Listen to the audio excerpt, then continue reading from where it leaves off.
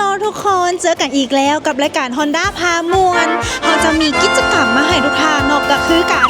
แจกของรางวัลและก็ถ้าไผ่รับคำท้าสั่งเขาให้รางวัลไปเลย แล้วมาเบิ่งกันว่าไผ่จะใจเด็ดใจกล้าใจสู้กับพวกเขามาเบิ่งกันเลย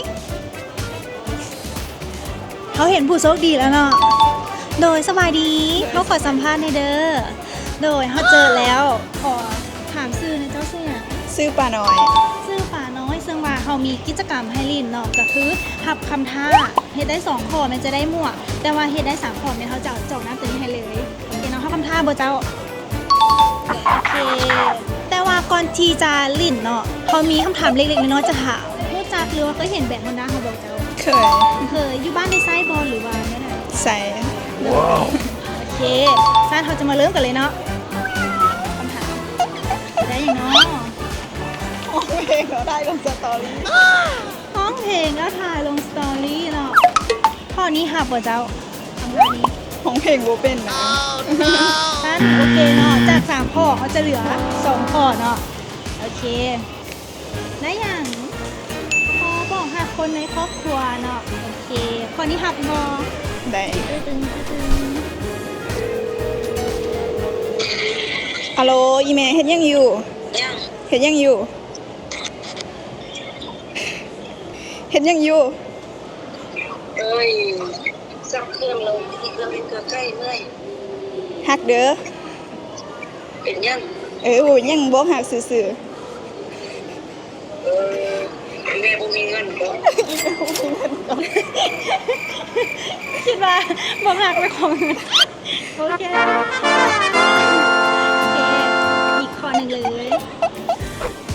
จะได้อย่างน้อยจะได้อย่างน้อย ๆบ่เมืองบ่ห้องประเทศใดก็ได้มาสร้างซื่อ เหมาะเมืองหลวงของประเทศไหนก็ได้มา3ชื่อ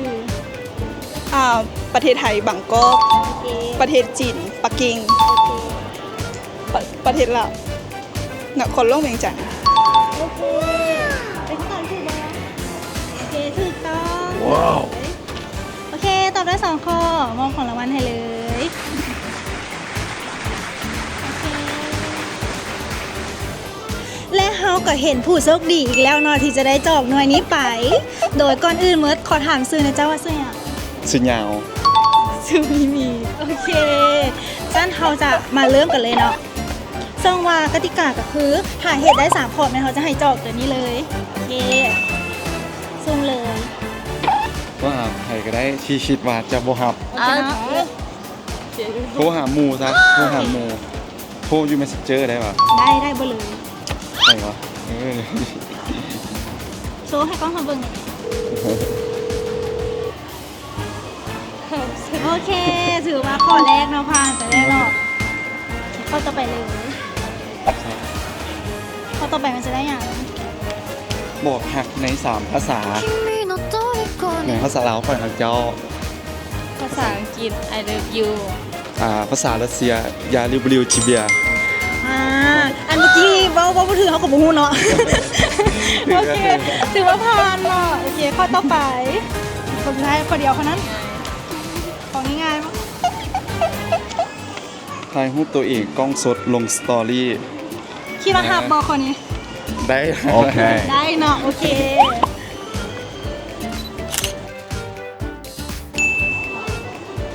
นี่ได้ละ โอเคโซ่ให้กล้องเราเบิ่งเนี่ยนี่เรียบร้อยถือว่าสำเร็จเนาะ3ข้อเลย โอเค แต่ว่าเขามีใบเดียวแซมกันได้ติได้โอเคซอบ I am looking for อุ้ยเพิ่นเขาขอสัมภาษณ์เนได้บ่ ได้ โอเคเนาะผู้ดีเขามาจาก Honda เขามีกิจกรรมให้รีดก็คือถ้าเฮ็ดครบ3มิชชั่นเมนเขาจะให้เลยจอกหน่วยนี้โอเคพร้อมบ่ พร้อม โอเคเนาะก่อนอื่นเบิร์ดขอแนะนำตัวก่อนชื่อหยัง ซื้อกิ๊กเด้อ ชื่อกิกโอเคเขาอยากถามได้นึงเนาะก็คือว่าผู้จักแบ่ง Honda หรือว่าเคยใช้บ่ ฮู้จักกำลังสิซื้ออยู่ โอ้กำลังสิซื้อแนะนำเลยเนาะอยู่ที่ศูนย์มาไต่เลย โอเค สามารถไปทดลองขับได้เลย เพราะว่าตอนนี้เพิ่นมีกิจกรรมทดลองขับอยู่ โดยสั้นเฮามาเริ่มกิจกรรมกันเลยโอเคซูม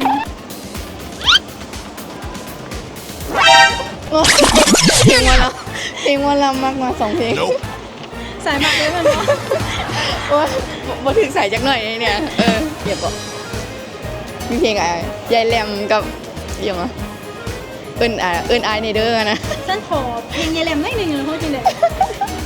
โอ้ยฮ้องว่าเป็น โอเคฉันก็เป็นอย่างเนาะ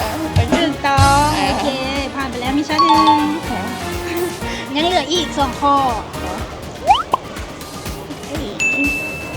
นี่เนาะ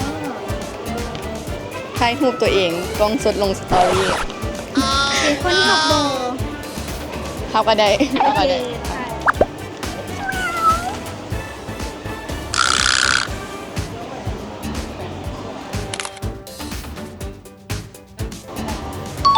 กำลังโพสต์ โอเคข้อต่อไป จำลองตัวเองเป็นเซลล์ Honda รีวิวขายรถ ห้าข้อข้อนี้ เฮาก็ได้ โอเคอันนี้มันเขามอบไม้ให้เลยเนาะ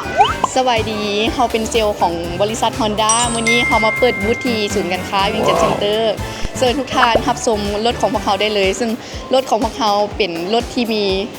ความทันสมัยสปอร์ตที่ขับขี่ปลอดภัยโดยขอบใจ โอเค ถือว่าผ่านเนาะ3มิชชั่นส่วนเก่งหลายเป็นเซลล์แบบไปเป็นเซลล์ยูฮอนด้าได้เลยได้หนิ ครับวนแล้วเดี๋ยวจะไปเปลี่ยนให้ โอ้ยเดี๋ยวหลังไม้โอเคเนาะเข้าไปเลยจ้อจากฮอนด้าของเรา ขอบใจ โซ่ให้กล้องเลยโอเคบ๊ายบายและแล้วก็จบไปแล้วเนาะกับภารกิจของมือนี้สำหรับ Honda พามวนซึ่งวัน EP ต่อไปแมนเขาจะไปแจกหยังหรือว่าแจกยูใส่แมนสามารถติดตามได้เลยที่เพจ Facebook Honda ลาวและ TikTok Honda ลาวสำหรับมือนี้ขอตัวลาไปก่อนสบายดี